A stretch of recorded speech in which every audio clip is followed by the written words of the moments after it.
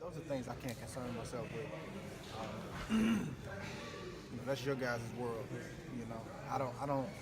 It's funny, you look at all the things that were said about him, and then you look at his last fight, and you see the things that were said about him, and then you see some people that's still saying those things, and some people are back on the bandwagon.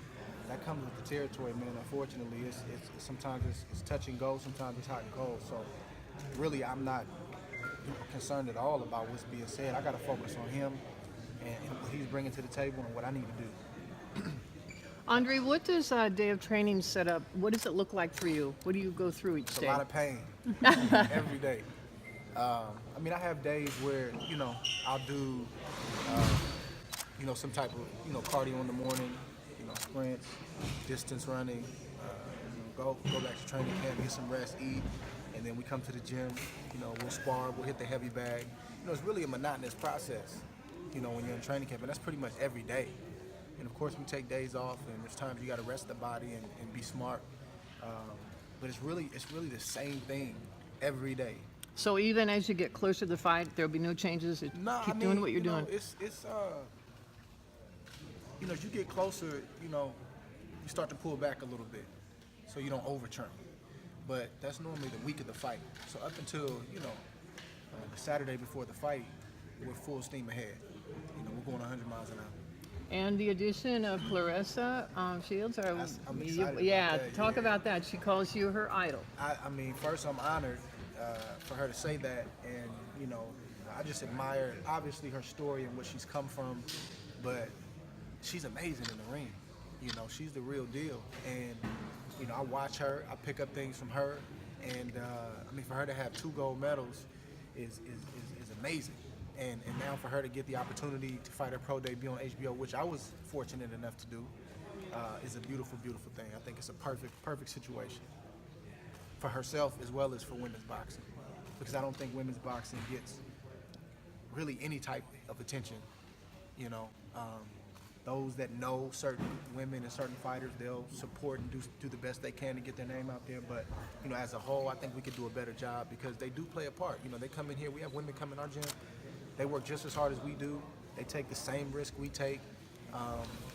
They just don't get the notoriety or sponsorships or the money that we get, and it's unfortunate. Ward, when you're fighting a puncher, do you change anything in camp, or is it the same? Nah, it's all. You obviously, depending on who you fight, you have different game plans, nuances, different things you're working on. But we respect, every fighter that we fight. We don't get. And I'm talking me and my team. We don't get caught up in the whole puncher thing. Anybody can get you out of there if you get hit right. So I don't think I'd be sitting here in this position right now if I had these highs and lows. This guy's a puncher, oh my God, versus this. Man, we got to find a way to get it done, and we're going to find a way to get it done. I don't care what he's got in his gloves, who he's knocked out, or what he's done. My job is to get my hand raised, and that's what we focused on. And how was it having Shakur Stevenson in your gym recently? It's beautiful, man. It's having young guys like that around start to make me feel a little older.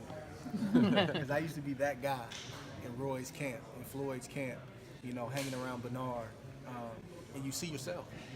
So it's a little weird, because you like, man, I'm the OG. That's kind of crazy, but it's also a beautiful thing, because we need more of that. We need champions and top contenders, and just fighters in general, man, to open up the door and allow these young guys on the way up just to show them how it's done. How about the video room, Andre? You and Virgil sit there and look at it together? Do you go off by yourself and study stuff? How do you do that as far as, I know you've got an idea about Kovalev, you've seen him, but are you going to be looking at video leading up to the fight, or anything? Have you already seen enough? What's your plan? Yeah, we'll typically, we go through our process together. If I feel like I need to go look at something on my own, I'll do that. He watches a lot more film than I do. He's up 3, 4 in the morning watching film. As I've gotten older, I watch less film, because I don't need to see 10 fights to see tendencies and to see certain things. There may be 2 fights that I need to watch, this type of style versus that type of style. And I know what I need to see, and then I may go back and watch around here, around there, but I try to leave room for my instincts, man, because I'm very instinctual. You know, and you got to be able to think on the fly. You know, fighting at the highest level, and I leave room for that. You know, it's not a checklist that you got to go down because you can't get into a ring thinking like that. You know, I just believe that who I am and what I have is enough, and that's what I'm standing in. Board with T1, I mean, talking with T1 Visuals, would you like to fight Adonis Stevenson next? Man, I'm not even interested in Adonis Stevenson right now. Obviously, he's not my next opponent, and you know, he got to ask Al if he can come out and play. I don't even know if he's available to fight. I'm just keeping it real with you. They got their own thing going on, but that's not even somebody I'm interested in talking about. Are you thinking about promoting? At least not right now. How about pay-per-view? Your first pay-per-view fight, you looked up to Roy. She was kind of like the king of pay-per-view. I remember just to get excited. How does it feel to have your pay-per-view fight? Beautiful thing, man. It's a beautiful thing. I'm excited. You know, what better time than now at this stage of my career? I'm just excited to continue to prepare so I can go and do my part to give the fans their money's worth. Those that pay to be there and those that are paying to watch it. So that's what I'm focused on. But I'm extremely happy to be a part of my first pay-per-view. How many more fights you think you have left in you to retire? That's a tough one, man. But it's just, you know, I think I'll just know. I think I'm a know. But I tell you this, you can quote me on this. I know you've heard it before. Will not be fighting at 40 years old. Yeah. Hopefully nowhere close to it. Yeah. So just put that down. All right. And if I am, which I hope I'm not, please replay this for me. Tell me that I lied to you. All right. Yo, Dre, Bernard announced his final fight. Can you kind of give us your thoughts on his career and him calling quits? Man, I wish him nothing but the best. I wish him nothing but the best. You know. Having a fellow light heavyweight in Andres Fanfare just joined the Virgil Hunter stable. What's that like, having that kind of camaraderie and another light heavyweight to work with? It's good. It's good. Good fighter, top contender. You guys spar?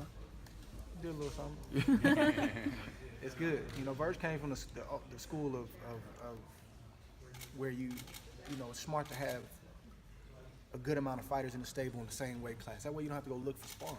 I mean, that's how it used to be back in the day. You know, you have a trainer that would train, you know, light heavyweights, super middleweights, and middleweights, and they all get work. You don't have to go, you know, outsourcing for work. So that's the school that he comes from. So, you know, naturally you don't like guys around you that are even remotely, at least me, that are in my weight class. It's a thing with fighters. But he and I will never fight. So, you know, I'm happy to have him on board, and you know, I'm looking forward to him bouncing back and doing great things. Do you feel comfortable at this weight? Do you feel stronger, faster? we 3 weeks out. If not, I got some problems. After the Brand fight, you had said that you felt the Kovalev fight was a 50-50 fight. Do you still feel that way, or has that changed? I have to feel that way. That's how I approach all my big fights. You know, I don't go into the fight in my mind thinking, I got a clear-cut advantage here and I'm gonna run through this guy. Personally, for me, I can't roll like that. I got to keep myself honest. You know, we just talked about, you know, the grind and the process every day. There's many days you get up and don't want to be in here, and that's what keeps me going at the level that I need to go at on a day-to-day basis, just understanding that this man is working, and everything that I feel, the passion that I feel, the hunger that I feel to get these belts and to beat him, that dude is feeling the same way, if not more. So that just keeps me on my grind and keeps my head down where I force myself to keep working. And if it's anything less than that, that's a bonus. But I truly believe that he's everything that they say he is. And, you know, I'm everything that I've shown over the years. And I feel will even show more, you know, in a fight like this, of this magnitude. We seen your skill set. I think he's good. I mean, he's a champion. You know, he's a champion. I'm not going to, you know, crown him the best fighter in the world, but he's a good fighter. You know, he's a champion, and you have to respect that. He's defended his title for many, many years, and none of those defenses were close. So, yeah. Is there anything other than Kovalev power that concerns you? Anything other than his power? Yeah. Not winning is a big concern. Not getting my hand raised is a big concern. Hey, we seen your HBO special, and we heard your story. Is anything that you would like to say about other kids that come along with the same story as you, that are trying to box or trying to play basketball or baseball or, you know, whatever the case is? You know, that's really the reason I talked about a lot of that stuff, to be honest with you. I never really talked about, you know, some of the things I came from and some of the struggles my parents had. And I did that intentionally because, you know, I didn't want my story to be, you know, kind of burned up in a year or two. Oh, another guy from the ghetto. You know, I've studied the sport long before I became a professional, and I knew how that kind of thing worked. And I always wanted to respect my mom and respect my dad because they were more than just addicts. They bounced back. They've done a lot of great things in life. But I know that would be the selling point, so I never wanted to talk about it. But then I started getting to a place where, you know, I started to feel discontent, you know, from the standpoint of like, man, you know, kids and fans and supporters, they see me here and they can't always relate because they think you've always been here. And, you know, it's just important, you know, at this point in time in my career, just to stop and say, listen, you know, this is what I came from. You know, this didn't define me. This really refined me and got me to the place where I am. But let me tell you about my story, and hopefully, like you said, I hope it does encourage somebody because, you know, those are tough situations, man, and it's a miracle that I'm sitting here talking to you guys right now, coming from what I came from. So I hope it does inspire somebody, and I hope it does encourage somebody. Do you purposely tune out all the hype and garbage talk and all the stuff that goes on around you as much as you can? I mean, it's old. I've been in this game a long time. And don't get me wrong, I can talk smack with the best of them. It's not that I don't have anything to say. It's just that I come from an old school mentality. You know what I'm saying? And it's more about action with me. You know, I feel like I say what I need to say when I need to say it. And, you know, because I don't do a lot of talking, I feel like when I do speak, maybe you guys want to listen. But if I'm on every website every week saying the same thing over and over, it starts to get a little mundane. You know what I mean? So I just try to speak when I need to speak and make sure that when I say something is meaningful and then go try to back it up. Because it's in the boxing right now, it's a lot of talk. It's a lot of people trying to be Floyd, and I get it. He's a big, you know, inspiration to a lot of young guys coming up. But it's more talk. It's a lot of. We call it bumping gums where I come from, but not a lot of action. And then when a guy doesn't perform and do what he said he was gonna do, nobody calls him out on it. And then he goes, you know, he makes an excuse for it, and he starts talking again. So I just try to keep it simple. You know, I'm about action. That's what for about, sure. Andre, what about Kovalev seemingly being annoyed that you didn't acknowledge him at the press conference? What happened there? Tell me, was there He anything got to going? work Did that he out make? within himself. Yeah, Okay. I can't speak on how, you know, him getting emotional or feeling some type of way about anything. You know, I don't have to do anything. We're not cool. He's preparing right now to try to hurt me, and I'm preparing to not let that happen. So, yeah, it's nothing to talk about. Why shake hands for what? You think he might be in his head a little bit? I don't know. I don't know. I really honestly don't think about it that much. I don't, you know. And really, I don't know if that was him that made the comment or his coach that made the comment, but, you know, they used to guys paying homage and giving him too much respect before the fight, and we don't get down like that. How do you feel about John David Jackson's trainer admitting that he may have underestimated you now that he started watching you actually? I'm really not. I mean, to be honest with you, like I give John David the respect for his career. I think he was a champion, right? Yeah. IBF? Yeah. Okay. IBF champion. I respect that, and I pay homage to that. But in terms of like, man, I'm not paying attention to John David Jackson. I get wind of what he's saying. I get the overflow. You know, I got my ear to what's going on. But come on, man. You got to do way better than that if you think that anything you're saying is going to get in our head or have us worried or preparing any differently. Like, he's really spinning his wheels. He's wasting his time. It's literally impossible for him to say anything to get into our heads. But see, what happens is you talk so much that you start to show your hand. And he's been over here, he's been back over here, back over there, and we just sit back and we just watch him. Okay. So this week is this, that week is that. But what he doesn't realize is he's being used and manipulated. Any writer, any website, any radio station that calls him, he starts talking. And him being a former fighter, he should know better than that. He should know better than that. So I just sit back and I watch and I observe. Now, as far as him like trying to, come on, man. First, Kovalev was gonna kill us. Ward made a mistake to sign it. Then he's better than I thought it. Come on, man. You gotta do better than that. You have to. So that's my message to him. If I have any message, you have to do better than that. This level of boxing, what does it take to win a fight like of this magnitude? You think it takes more skill level, strategy, athleticism, blah, blah, blah, blah? Like, what you think it really takes coming from Andre Ward and your experiences? It's gonna take everything. You know, it takes a little bit of everything. It's so much, as you know, because you fight. There's so much that goes on in a boxing ring that people don't even know. I'm a reporter today. I got you. My bad. Ward, I'm gonna say you cleaned out Finish the. real quick. There's so much that goes on in a boxing ring that people don't know. It's not just one thing. It's a million things going on. There's ebbs and flows going on. It's gonna boil down to, you know, who wants it more. It's gonna boil down to who's executing the game plan under pressure. It's gonna boil down to who's in the best shape. It's gonna boil down to a lot of things.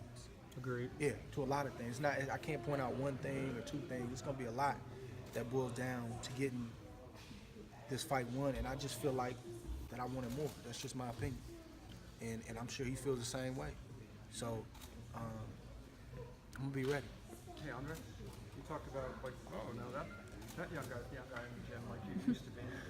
Does your body have these occasions of reminding you that you're not 23? Sometimes. How do Sometimes. you deal with that?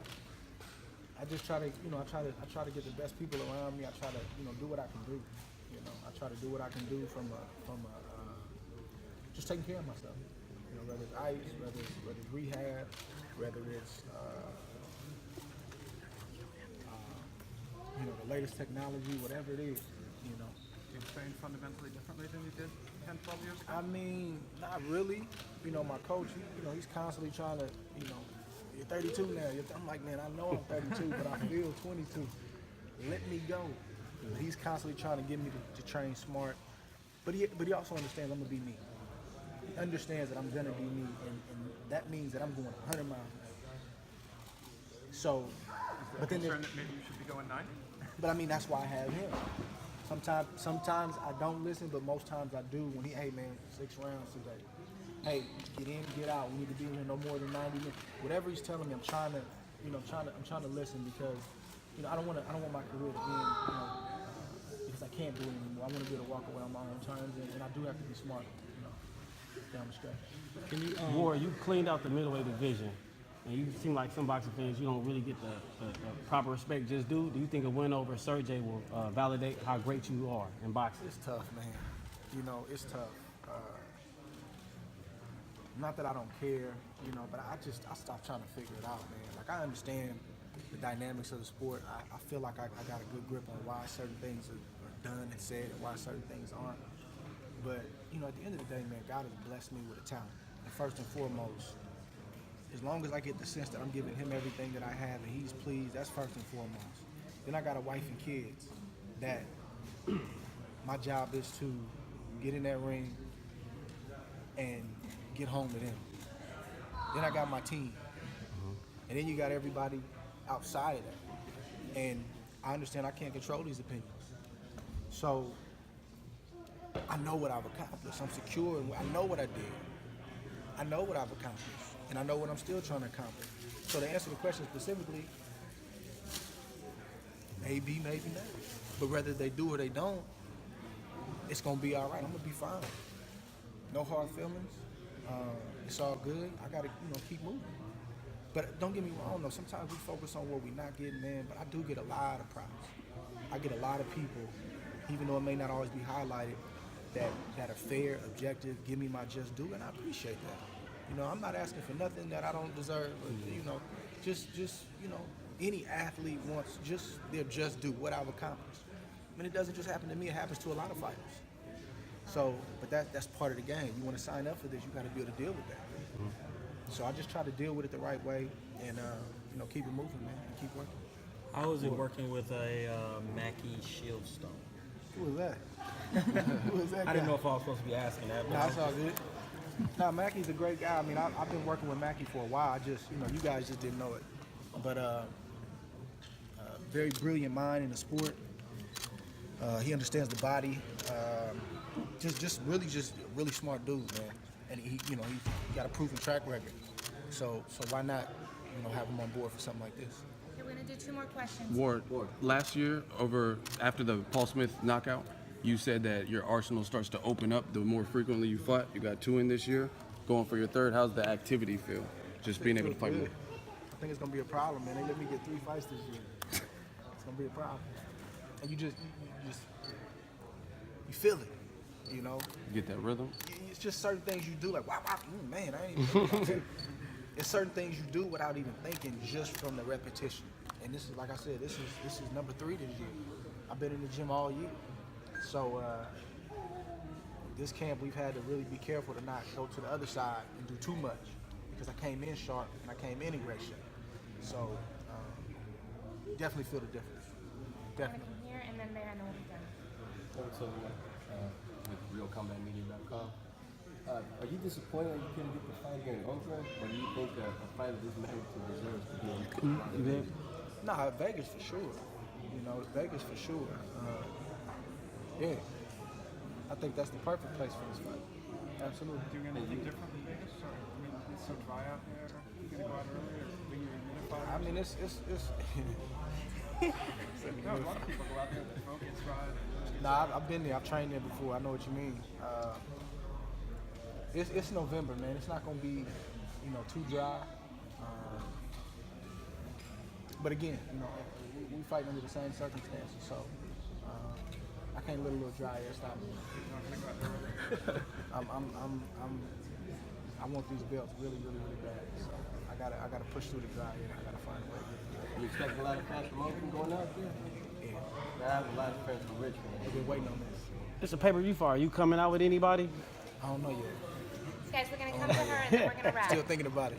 Andre, to piggyback off of what Ego said regarding the momentum situation, I talked to you last time after the Brand fight, and I just complimented you on how good your defense looked, and we had a little chuckle off that. And I just want to know if that momentum is still there, if you feel like your defense is still just razor sharp, and if you're continuing that momentum. Yeah, I think it is. I mean, I'm never fully satisfied with what I'm doing in the gym. It's always something. Trust me.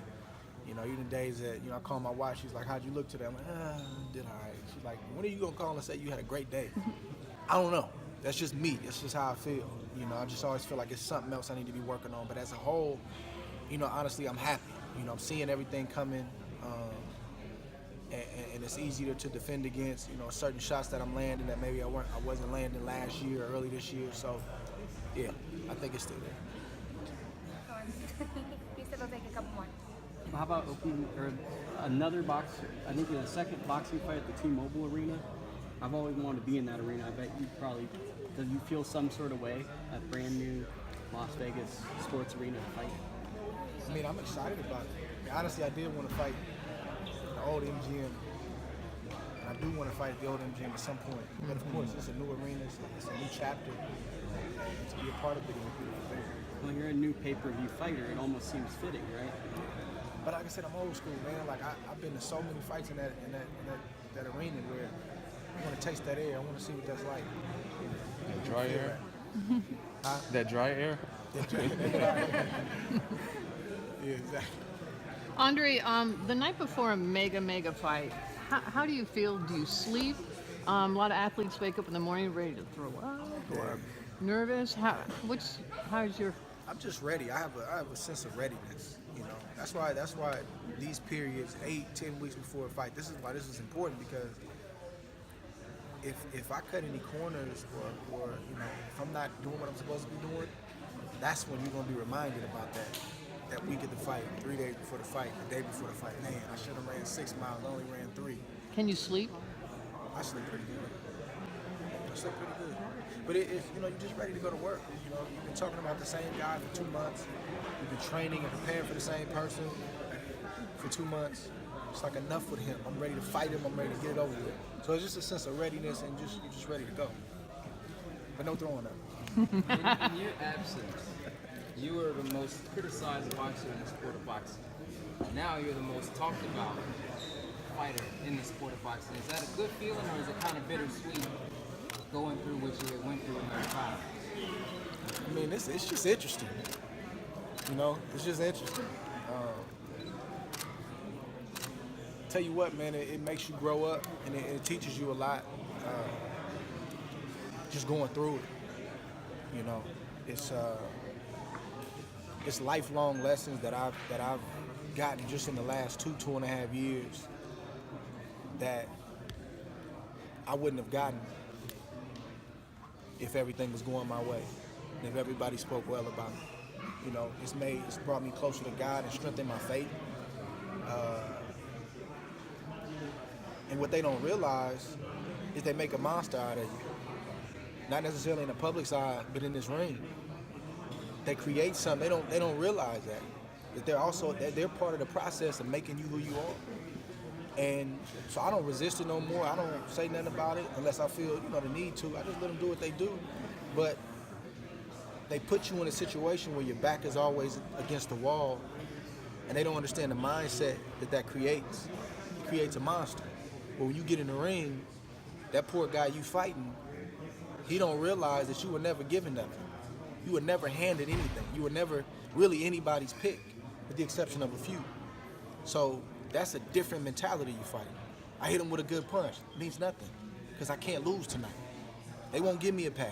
They won't make an excuse for me. So I embrace it, man. And more important to me than whether they're criticizing or not is how do you respond, right? That's my challenge, is how do I respond in private, and then how do I respond publicly? Because those young fighters are not only watching what I'm doing in the gym, they're watching and listening to this right here. They're looking at these videos, because they're going to face a lot of the things that I'm facing. When they first start out, it's going to be kumbaya. But they get midway through their career, stuff starts happening, they're going to start seeing things shift and change, unfortunately. Now you start to develop character. How you going to respond to that? So I embrace it, man. It's part of my story. It's part of, what I got to go through. I'm not the first fighter to go through it, and I certainly won't be the last. I just want to make sure that when people look back, at my career, they can see the responses. They're not always the right responses, but hopefully as a whole see it and say, man, that dude, he handled that pretty good. And I just give credit to God for that, man, and the people I have around me. I get a lot of advice from, my core circle, and, my wife. I vent to her and talk to her about this stuff, but then at the end of the day, man, you got to suck it up, and you got to face the cameras, and you got to be able to respond the right way. Because it ain't always going to go your way. People not always going to say nice things about you, but how do you respond? That's the key.